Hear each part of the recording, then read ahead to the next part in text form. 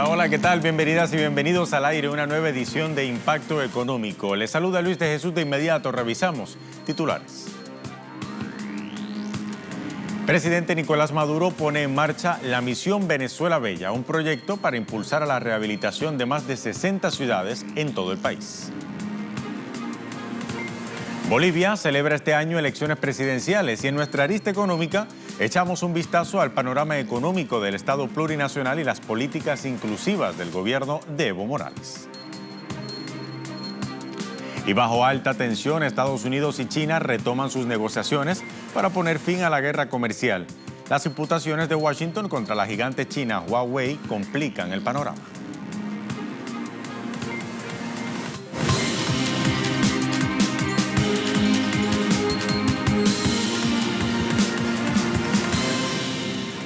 Con América Latina en perspectiva y hablando de Venezuela, damos inicio a esta edición de Impacto Económico. El presidente Nicolás Maduro encabezó este miércoles en Caracas la actividad de inicio que da inicio a la Misión Venezuela Bella.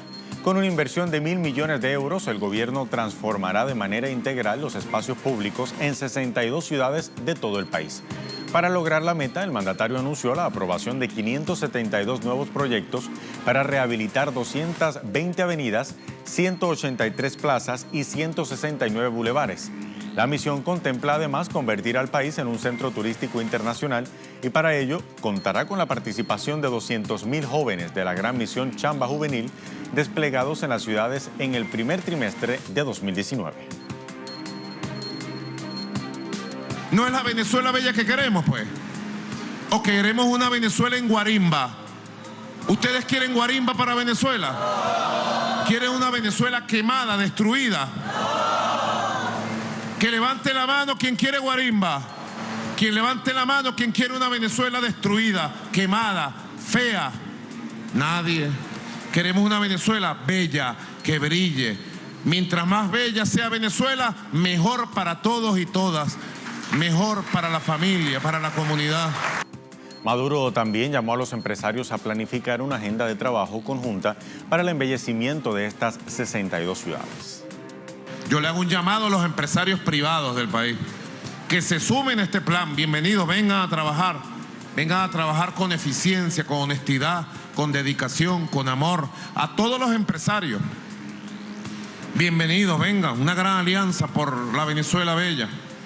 Y ya que estamos hablando de Venezuela, también es justo y necesario contarles que las autoridades del gobierno ruso continúan expresando su rechazo al robo de activos del gobierno de Estados Unidos a la estatal petrolera de Venezuela, la PDVSA. El ministro de Energía ruso, Alexander Novak, describió la acción estadounidense de ilegal y violatoria del derecho internacional.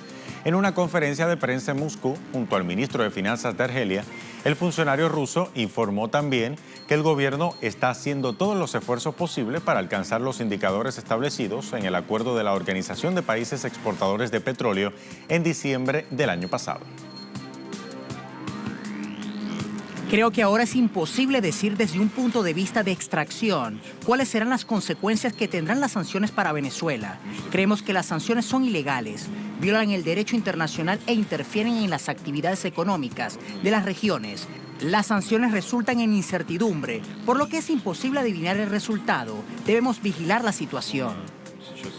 Y las máximas autoridades económicas de Ecuador presentaron el balance de la participación de ese país en el Foro Económico en Davos. El financiamiento del déficit fiscal y las inversiones ocupan la prioridad de la agenda. Veamos. Luego de 16 años, Ecuador vuelve al Foro Económico Mundial en Davos, Suiza. Encuentro que reúne a los más poderosos en el mundo de los negocios y las empresas. Richard Martínez, ministro de Finanzas, confirmó los acercamientos del gobierno con el Fondo Monetario Internacional como uno de los principales objetivos del encuentro.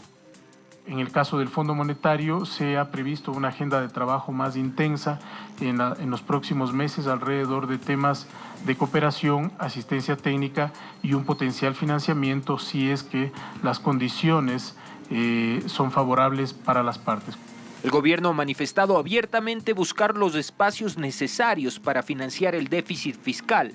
Un préstamo con el Fondo Monetario sería una de las alternativas. Entre otras acciones inmediatas, se confirmó la emisión de 1.000 millones en bonos soberanos a una tasa de interés del 10.75%. En el 2019 aproximadamente 8.000 millones de dólares para financiar su presupuesto público. Hay un conjunto de medidas. El día precisamente al finalizar este mes se ha emitido 1.000 millones de dólares en bonos a una tasa bastante alta. Entonces el país necesita financiar eso. Según los expertos, el panorama para Ecuador es complejo.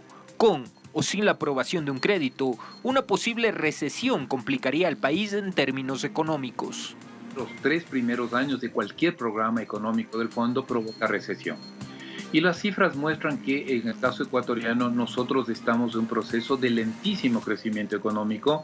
El año anterior, 2018, apenas vamos a llegar a 1.1, 1.2% de variación del crecimiento económico, y el 2019 al mejor de los casos al 1%, cuando la población crece al 2%. El gobierno le apuesta a la inversión. El ministro Martínez señaló que en Davos hubo varios acercamientos con inversionistas privados interesados en el campo energético, de alimentos y telecomunicaciones. Esperan que la Ley de Fomento Productivo y Atracción de Inversiones, aprobada hace 5 meses, empiece a tener efecto. Cristian Salas, Telesur, Ecuador. Moviéndonos a las informaciones del Cono Sur, vamos a Argentina. Los intentos del gobierno de Mauricio Macri de flexibilizar las condiciones de los trabajadores fue rechazada. Vamos a revisar el artículo del periodista Tomás Luquín en el portal Página 12. Ahí lo tienen en pantalla. El intento del Ministerio de Producción y Trabajo de flexibilizar por decreto el empleo en la actividad textil no prosperó. Luquín indica que ni los sindicatos ni las cámaras rubricaron el acuerdo compromiso que impulsaba con premura la creación de un fondo de cese laboral y un banco de horas. La negativa de los gremios y las empresas para habilitar los instrumentos previstos en la fallida reforma laboral de hace 2 años no solo garantizó la brevedad del encuentro, sino que desactivó la anunciada presencia del ministro Dante Sica. La medida gubernamental, que contempla despidos masivos y cierres de fábricas, está en línea con lo establecido por el FMI en materia laboral.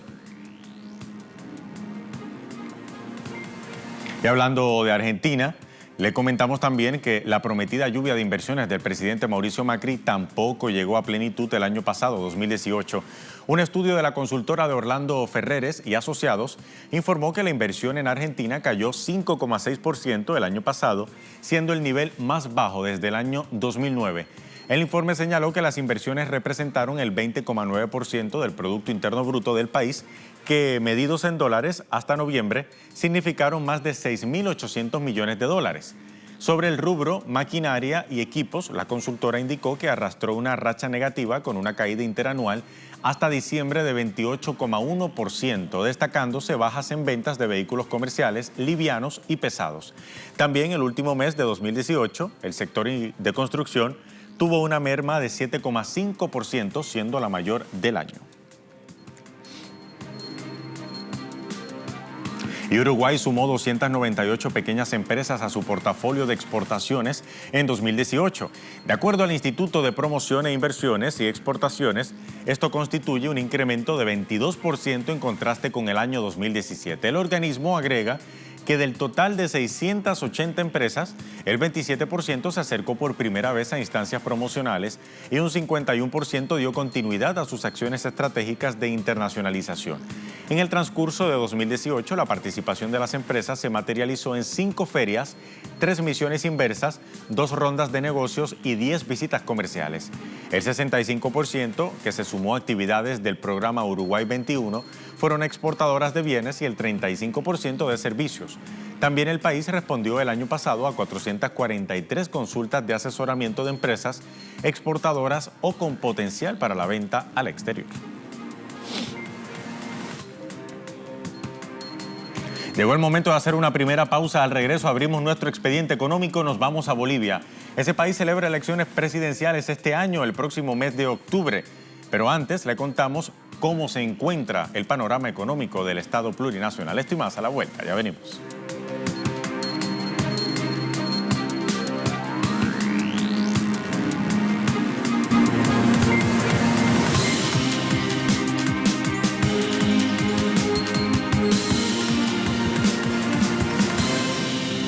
Momento momento de nuestra arista económica. Bolivia celebró elecciones primarias el pasado 27 de enero para definir quiénes serán los líderes políticos a disputar la presidencia en los comicios generales del próximo mes de octubre. A propósito de ello, vamos a aprovechar para revisar entonces los datos económicos del Estado Plurinacional de Bolivia, cómo arranca este año 2019 y qué entonces está en juego para el periodo 2020-2025.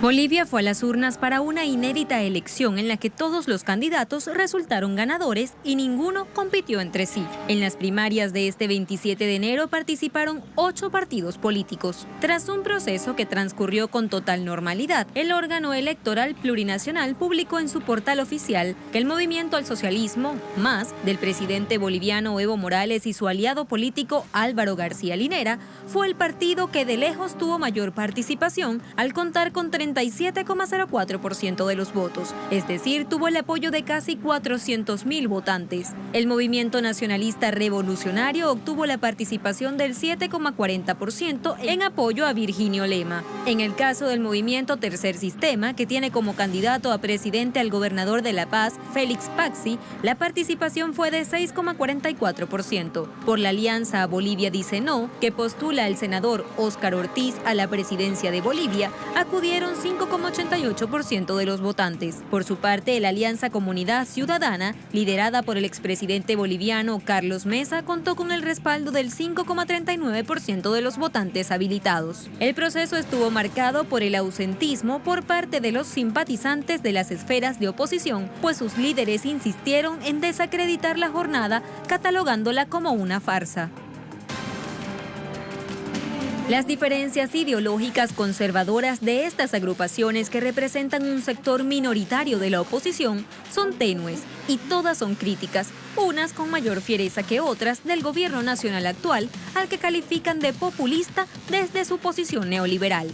Una de las figuras más sobresalientes para la LIC que se avecina es el expresidente Carlos Mesa, quien mantiene la matriz ideológica de la llamada antipolítica, proponiendo un gobierno de ciudadanos y su discurso de no ideologías, sino causas. Este político es el favorito de la oligarquía nacional y de Estados Unidos. Aunque algunas encuestas lo sitúan con un 30% de la popularidad en la actualidad, la cifra podría descender de manera vertiginosa si se comprueba que participó en el caso de Lavallato de Brasil. Detrás de él aparece el senador Óscar Ortiz, quien fue presidente de la Cámara Alta entre 2006 y 2009 y se postula como el candidato favorito de los círculos empresariales y sectores del oriente del país. En fin, personajes que apoyan procesos privatizadores, de intervención de recursos naturales, de privilegios empresariales por encima de lo social. Ahora bien, ese ausentismo opositor del que hablaba la historia contrasta con la opinión generalizada de quienes reconocen la labor del gobierno de Evo Morales a contracorriente de la ola neoliberal que baña a América Latina. Desde el inicio de su mandato en 2006, Morales ha impulsado un orden económico propio, vinculado con el exterior, pero de forma soberana e independiente. La economía de Bolivia es uno de los puntales de América Latina. Lleva más de una década creciendo a un promedio anual de 5%, que es muy superior al de Estados Unidos y al resto de los países suramericanos. Bolivia creció un 5,5% en 2014, un 4,9% en 2015 y un 4,3% en 2016, año en que el desempeño boliviano fue bastante alto si lo comparamos con Estados Unidos, que apenas creció 1,5%, y con Latinoamérica en su conjunto, que sufrió una contracción de 0,9%. El tamaño del Producto Interno Bruto de Bolivia alcanzó el nivel histórico más alto en diciembre de 2017, cuando se ubicó en 37.816 millones de dólares, un incremento del 11% respecto a 2016 y 4 veces más que el registrado en 2005, cuando estaba en 9.574 millones de dólares. Esto según datos del Ministerio de Economía en su publicación 12 años de estabilidad económica con el mayor crecimiento de la región del 25 de marzo de 2017. Y para 2018 el escenario también fue positivo. El año cerró con un PIB que alcanzó los 40.885 millones de dólares. Así lo confirmó el mandatario boliviano en el marco de la conmemoración del Día del Estado Plurinacional, desde donde reiteró que su pretensión es que en 2025 el PIB llegue a más de 50.000 millones de dólares. Allí agregó que Bolivia es el séptimo país menos endeudado de América del Sur, con el 24%, y que Bolivia, como resultado de la nacionalización de los hidrocarburos, hidrocarburos logró recaudar $37.484 millones en los últimos 13 años, dinero que se distribuyó en obras y programas sociales para mejorar la vida de los bolivianos. En la actualidad, 3.518.821 personas, es decir, el 31,1% de la población del país, son beneficiadas con algún tipo de bono o renta en dinero por parte del Estado. El mandatario boliviano manifestó además que su gobierno sigue trabajando para lo que será la nueva etapa de industrialización de la economía boliviana. Enfatizó en que la creciente economía del país no puede depender exclusivamente de sus recursos no renovables. De este modo, el gobierno confía en que este 2019 será un año de nuevas conquistas económicas, gracias a la recuperación del precio del petróleo y de los minerales, una de las principales fuentes de ingresos del país, el crecimiento del sector agrario, la revitalización de la inversión extranjera y el mantenimiento de la inversión pública. Ahora bien, la apuesta del gobierno de Evo Morales es a seguir fortaleciendo la economía nacional como mecanismo de ampliación de derechos sociales y económicos. Veamos. A pesar de la crisis del precio de las materias primas, el gobierno de Bolivia logró ahorrar y no despilfarrar el dinero que le llegó después de decretar la nacionalización de los hidrocarburos en 2006, que marcó una nueva etapa en la economía boliviana, que incluyó en algunos casos el paso de empresas privadas a manos del Estado y en otros la renegociación de contratos con empresas extranjeras que continuaron operando en el país, y el acuerdo del pago de un tributo sobre el valor de la producción de entre el 50 y el 85%, un alza de ingresos fiscales que fue acompañada de fuertes inversiones públicas y un modelo de desarrollo productivo basado en la demanda interna. Con ello se aseguró que el Estado y el pueblo boliviano ganaran y se permitió un ingreso en los primeros 6 años de $12.424 millones, a un promedio de $2.000 millones anuales, recursos que se distribuyeron entre gobernaciones, municipios y universidades estatales en el marco de la autonomía del Estado y la descentralización. La bonanza económica permitió al gobierno llevar una política de distribución a través de bonos a estudiantes y madres, por ejemplo, y de concreción de obras en ciudades de todo el país. A su vez, la inmensa mayoría de los beneficiarios de los programas de educación y salud han sido los sectores campesinos, indígenas y de escaso poder adquisitivo en las ciudades. Hoy, Bolivia es catalogada por el Banco Mundial como campeón mundial en subir los ingresos al 40% más pobre de su población. En conclusión, frente a la apuesta de sus países vecinos por una apertura comercial descontrolada, Bolivia redobla su propuesta por la producción nacional y la industrialización, la inversión pública y el fortalecimiento de la demanda interna. Y frente a la arremetida privatizadora que recorre la región, responde entonces con más soberanía y gestión pública de los recursos estratégicos del país. Ya lo dicen hasta los propios organismos financieros internacionales, Bolivia va en una buena dirección. Con esto hacemos entonces una segunda pausa aquí en Impacto Económico. A regreso revisamos Economía 360. China y Estados Unidos retomaron este miércoles el diálogo para poner fin a la guerra comercial. Pero hay muchísima tensión de por medio porque a la vuelta le decimos, ya venimos.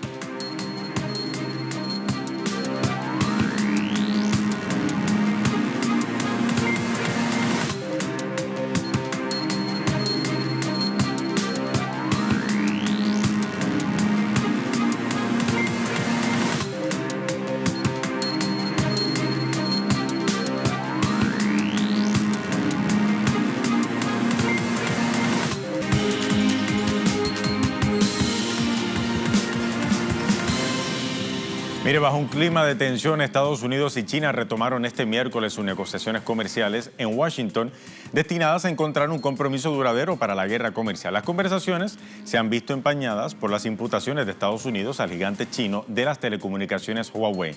El representante de Comercio Exterior de Estados Unidos, Robert Lighthizer, recibió al viceprimer ministro de China, Liu He, en la nueva ronda de negociaciones bilaterales para evitar una escalada en la guerra comercial desatada por los aranceles impuestos por el presidente Donald Trump.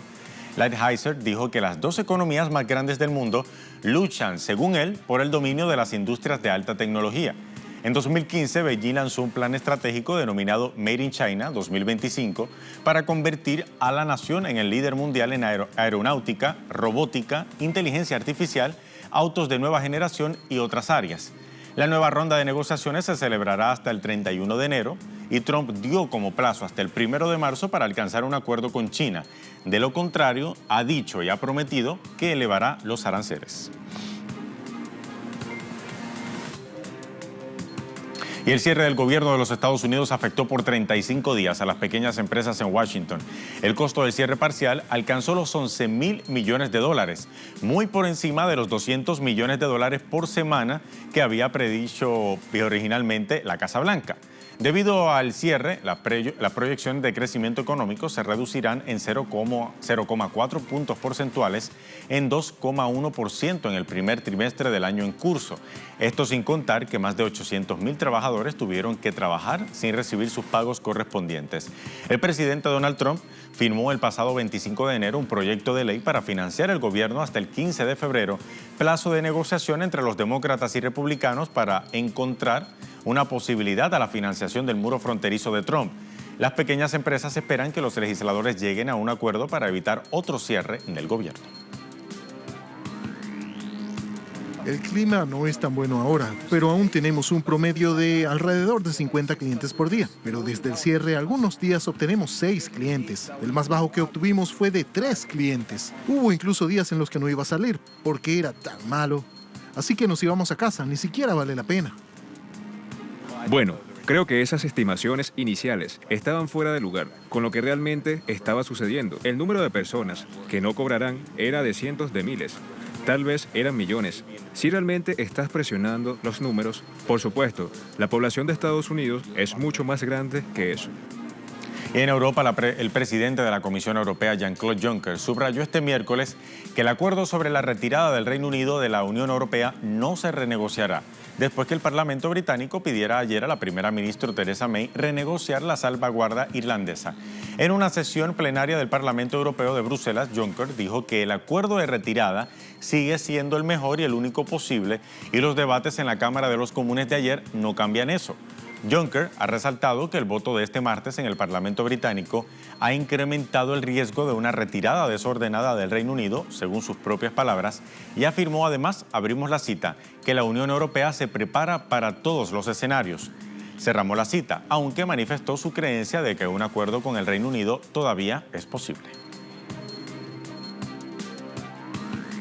El acuerdo de retirada sigue siendo el mejor y el único acuerdo posible. La Unión Europea lo dijo en noviembre de 2018. Lo dijimos inclusive en diciembre. Lo dijimos después del primer voto significativo en la Cámara de los Comunes, en enero de 2019. Los debates y los votos en la Cámara de los Comunes de ayer no cambian eso. El acuerdo de retiro no será negociado. Los europeos están preparados y seguirán preparados en los próximos días para ser más ambiciosos y para volver a trabajar la naturaleza y la intensidad de nuestra futura relación, en particular la economía. Y damas y caballeros, saben que hay varios modelos diferentes de cooperación económica con terceros países. Y haciéndose eco de comentarios del presidente de la Comisión Europea, el ministro de Asuntos Exteriores irlandés, Simon Coveney, expresó su rechazo al intento del Reino Unido de reabrir las negociaciones a menos de 2 semanas, de 2 meses, para que abandone la Unión Europea. El acuerdo de retiro, incluido el protocolo sobre Irlanda e Irlanda del Norte, no está abierto a la renegociación. Estamos en un proceso de ratificación ahora, no todavía en negociación. En Irlanda se nos pide esencialmente, al igual que en la Unión Europea, que reemplace la seguridad jurídica después de haber negociado durante 2 años alrededor de las líneas rojas británicas y que reemplace con la esperanza de algo que aún no se ha aprobado. Y Japón se consolida como el primer inversionista en Vietnam por 2º año consecutivo. La oficina de la Organización de Promoción Comercial de Japón, la JETRO, señala que Japón lideró en 2018 las inversiones extranjeras directas en Vietnam con 8.590 millones de dólares, casi la 1/4 parte del total. De ese monto, Tokio destinó casi la mitad, unos 4.140 millones de dólares, a la construcción de una ciudad inteligente en el distrito de Don An. Actualmente el número de empresas japonesas en Vietnam pasa de 1.800 y cerca del 70% de ellas están interesadas en ampliar operaciones según esa organización.